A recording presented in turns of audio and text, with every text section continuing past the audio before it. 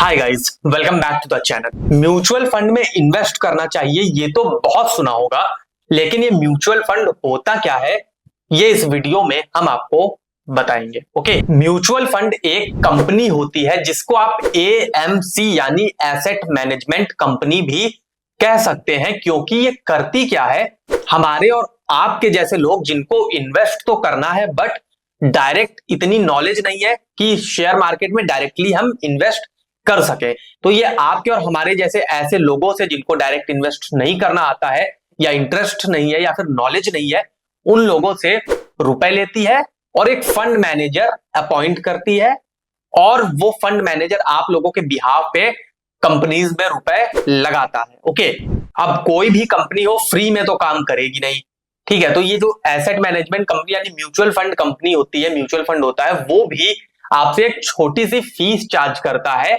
जिसको expense ratio कहते हैं।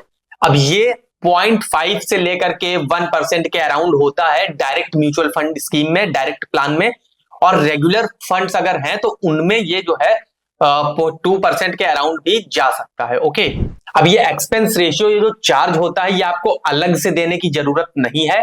जो फंड की एनएवी यानी नेट एसेट वैल्यू जो है वो आपको दिखती है, वो एक्सपेंस रेशियो काटने के बाद ही आपको दिखती है, ठीक है। यानी उसमें से एक्सपेंस रेशियो ऑलरेडी काट लिया गया होता है।